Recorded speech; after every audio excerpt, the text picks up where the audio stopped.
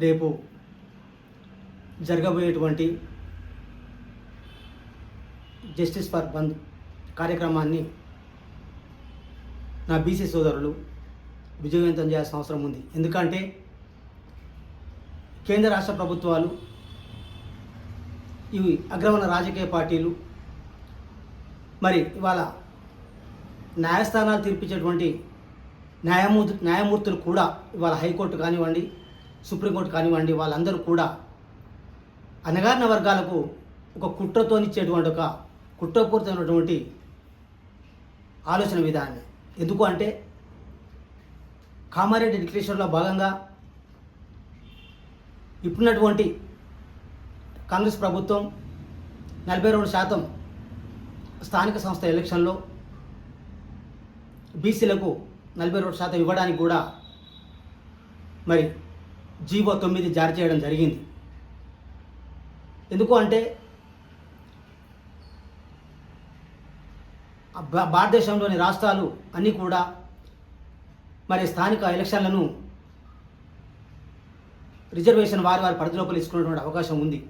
దానికి కారణం తమిళనాడులో 69% రిజర్వేషన్ ఉంది.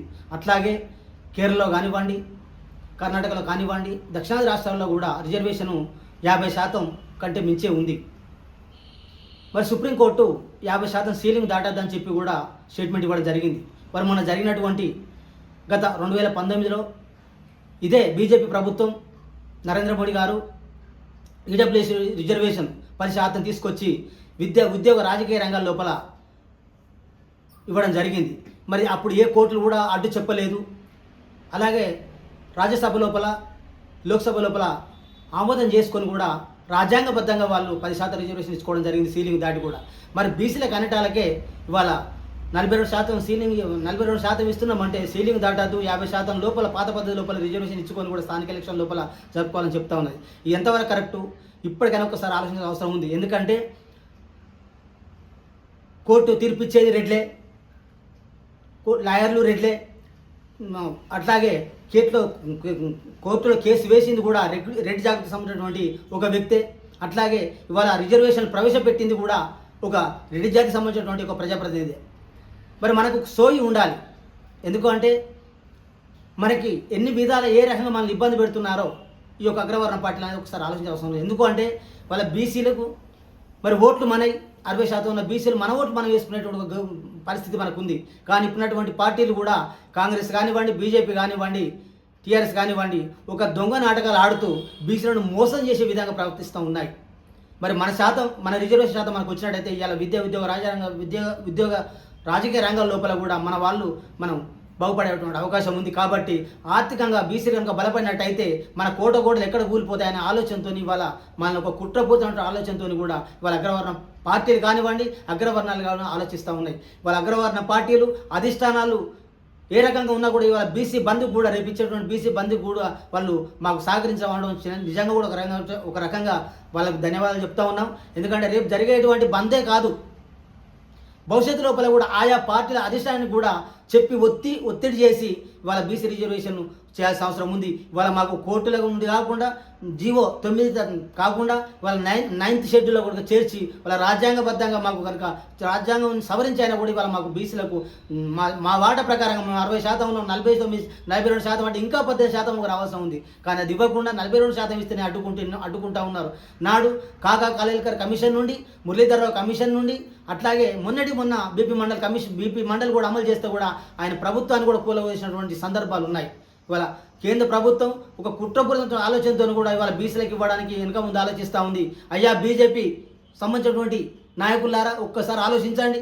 ఇవాళ బీజేపీ ఇవాళ ఆంధ్రప్రదేశ్ లోపల ఇవాళ తెలంగాణ లోపల ఇవాళ శాసనసభలో కానీ విధానసభలో కానీ బీజేపీ సంబంధించినటువంటి ఎమ్మెల్యేలు ఎమ్మెల్సీలు కూడా ఇవాళ మద్దతు తెలిపి ఇవాళ మళ్ళీ తర్వాత మాట మార్చి 42% రిజర్వేషన్ లోపల ముస్లింలకు రిజర్వేషన్ ఇస్తే మేము వ్యతిరేకమని అన్నారు. కానీ ఇవాళ ముస్లిం రిజర్వేషన్ అనేది 1970 స్టార్ట్ అయింది.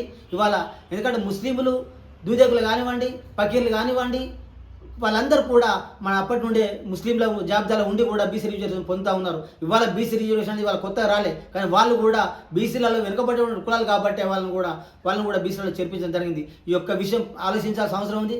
రేపు జరగబోయేటువంటి బీసీ బంద్ను శాంతియుతంగా ఉద్యోగ సంఘాలు, అలాగే బీసీ సంఘాలు, బీసీ సంబంధించినటువంటి అంబేద్కర్ సంఘాలు, ప్రజా సంఘాలు అన్నీ కూడా రేపు మద్దతు తెలుపుతూ ఉన్నాయి. అట్లాగే ఆర్టీసీ ఉద్యోగులు కానివ్వండి, ప్రభుత్వ ఉద్యోగులు కానివ్వండి, వీరందరూ కూడా మాకు సపోర్ట్ చేసే అవసరం ఉంది. ఎందుకంటే ప్రభుత్వ ఉద్యోగులు నల్ల బ్యాడ్జీలు ధరించి కూడా విధులకు హాజరు కావాల్సిన అవసరం ఉంది అని చెప్పి సందర్భంగా తెలియజేస్తా ఉన్నాం. అలాగే మీ పరిధి లోపల అందరూ కూడా తప్పకుండా ప్రతి జిల్లాల లోపల, ప్రతి మండల కేంద్రాల లోపల, ప్రతి గ్రామాల లోపల మనకు శాంతియుత బంద్కు పిలుపునిస్తున్నాము. కాబట్టి తప్పకుండా ఆర్టీసీ ఉద్యోగులు కూడా సహకరిస్తూ ఉన్నారు.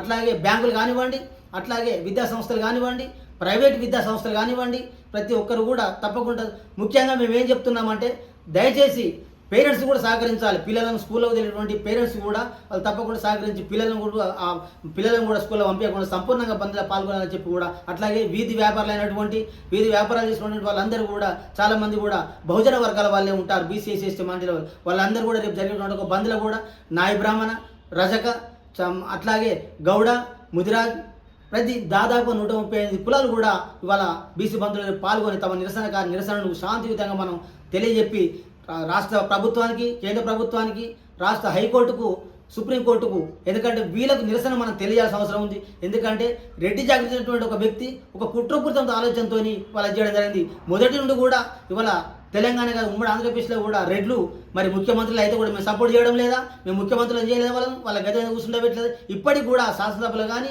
విధానసభలు కానీ మరి వాళ్ళందరూ కూడా ఇవాళ రెడ్లే ఉన్నా కూడా మేము అందరం కూడా సపోర్ట్ చేసి మేము ఓట్లేసి గెలిపించలేదా, మీరు ఎందుకు మాకు సపోర్ట్ చేయాలని చెప్పి కూడా ఈ సందర్భంగా ప్రశ్నిస్తూ ఉన్నాం.